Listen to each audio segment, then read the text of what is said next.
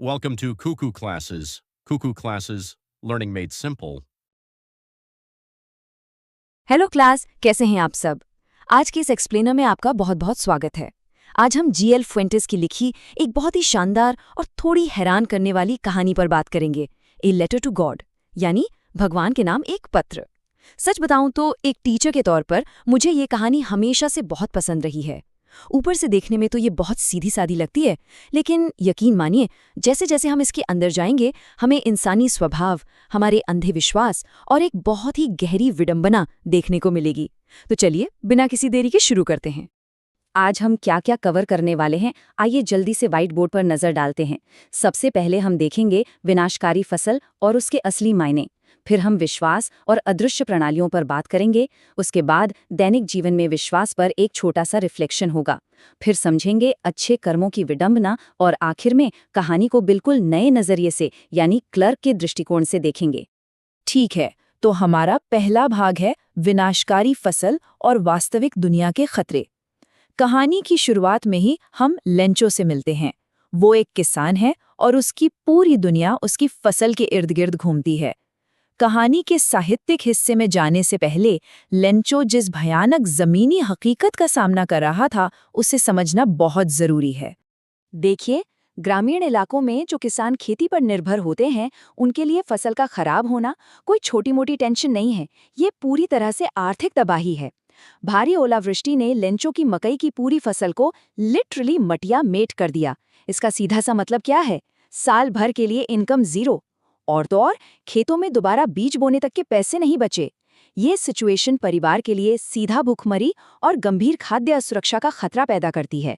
तो लेंचो जो परेशान है, वो कोई ड्रामा नहीं कर रहा है।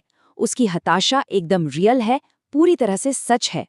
जब तूफान थमता है और लेंचो अपने खेत को देखता है, जो बिल्कुल नमक की तरह सफेद हो चुका था, तो उसकी हताशा इन शब्दों में छलकती है। वो कहता है, टिड्डियों का दल भी इससे ज्यादा छोड़ जाता, ओलों ने कुछ नहीं छोड़ा। जरा इमेजिन कीजिए उस पिता का दर्द। इसी पूरी तबाही ने लेंचो को वो कदम उठाने पर मजबूर किया जो शायद ही कोई सोच सकता है। उसने सीधे भगवान को मदद के लिए एक पत्र लिख डाला। और बस यहीं से कहानी एक नया मोड़ लेती है। हमारा दूसरा भाग है विश्वास और अदृश्य प्रणालियां, अज्ञात पर भरोसा।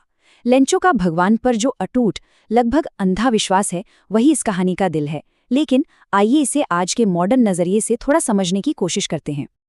अब ये स्लाइड बहुत दिलचस्प है। जब हम लेंचो के विश्वास की तुलना आज के हमारे आधुनिक विश्वास से करते हैं, तो सिमिलैरिटीज देखकर आप सच में हैरान रह जाएंगे। एक तरफ लेंचो है जो एक कागज का खत लिखता है, उसे एक लेटर बॉक्स में डालता है और पूरी तरह मान लेता है कि वो भगवान तक पहुंच जाएगा। हम इस पे हंस सकते हैं, राइट? लेकिन दूसरी तरफ हम खुद क्या करते हैं? हम रोजाना उन डिजिटल एल्गोरिदम्स पे भरोसा करते हैं जिन्हें हमने कभी देखा तक नहीं। हम एक अदृश्य क्लाउड में अपना डेटा और ईमेल्स भेज देते हैं। हम डिजिटल बैंकिंग सिस्टम पर आंख बंद करके भरोसा करते हैं कि हमारा पैसा सेफ है। तो सोचिए, क्या हमारा ये अंधा विश्वास सच में लेंचो के विश्वास से बहुत अलग है? शायद नहीं। उदाहरण के लिए एक नॉर्मल मनी ऑर्डर भेजने का प्रोसेस ही देख लीजिए। आपको काउंटर पर जाना होगा, फॉर्म भरना होगा, पैसे देने होंगे, रसीद लेनी होगी। ये पूरा एक सख्त बाबूशाही वाला सिस्टम है। और मजे की बात यह है कि पोस्टमास्टर लेंचो को इसी फिजिकल सिस्टम के जरिए पैसे भेजता है। लेकिन लेंचो का विश्वास इतना पक्का और इतना सरल था कि उसने अपने दिमाग में इस पूरे सिस्टम को ही बाईपास कर दिया। उसके लिए तो बस ये उसके और भगवान के बीच का डायरेक्ट कनेक्शन था, बीच में कोई सिस्टम था ही नहीं। भाग 3, दैनिक जीवन में विश्वास, एक कक्षा चिंतन। चलिए, यहाँ हम एक छोटा सा पॉज लेते हैं।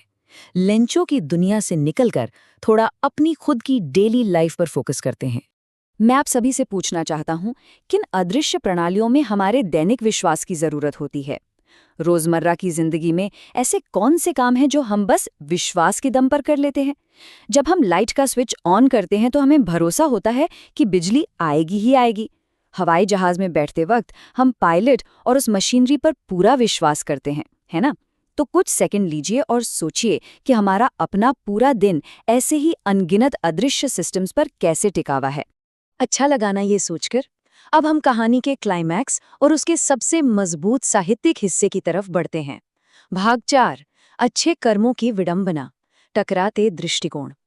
इस कहानी का जो अंत है वही असल में इसे एक मास्टरपीस बनाता है।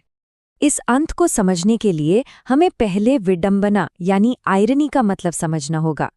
आसान शब्दों में कहूं तो आयरनी किसी भी सिचुएशन का वो हिस्सा है जहां जो हम उम्मीद करते हैं बिल्कुल उसका उल्टा हो जाता है, और वो भी इतने अजीब तरीके से कि हमें समझ नहीं आता हंसें या रोएं। कहानी का जो क्लोजिंग सीन है वो इसका एकदम परफेक्ट उदाहरण है। जरा इस पोस्टमास्टर के बारे में सोचिए, कितना मिलनसार और दयालु इंसान है। जब उसे वो भगवान वाला खत मिला तो पहले तो वो खूब हंसा, पर फिर लिंचो के उस गहरे विश्वास ने उसे अंदर तक छू लिया। उसने खुद की सैलरी से पैसे दिए, अपने दोस्तों और कर्मचारियों से चंदा मांगा, सिर्फ इसलिए ताकि उस गरीब किसान का भगवान से भरोसा न उठे। ये इंसानियत और परोपकार की एक बहुत ही खूबसूरत मिसाल थी। लेकिन जैसा कि मैंने कहा, चीजें हमेशा वैसी नहीं होती जैसी दिखती हैं। भाग 5, क्लर्क का दृष्टिकोण, कहानी का अंत फिर से लिखना। चलिए एक काम करते हैं, हम कहानी को लेंचो के नजरिए से नहीं बल्कि उन डाकघर के कर्मचारियों के नजरिए से देखते हैं। अब देखिए ये पूरी सिचुएशन कैसे बिल्ड होती है। स्टेप 1, आपको एक खत मिलता है जिस पर लिखा है टू गॉड। एकदम अजीब है ना। स्टेप 2, आप तरस खाकर अपनी जेब से पैसे निकालकर एक फंड बनाते हैं। स्टेप 3, अब आप बड़ी बेसब्री से इंतजार कर रहे हैं कि वो किसान खत खोलेगा, खुश होगा, भगवान को और शायद आपको भी थैंक यू कहेगा। और स्टेप 4, आपको बदले में क्या मिलता है? वो आपको बदमाश और चोर कहता है। सोचिए आप पर क्या बीतेगी।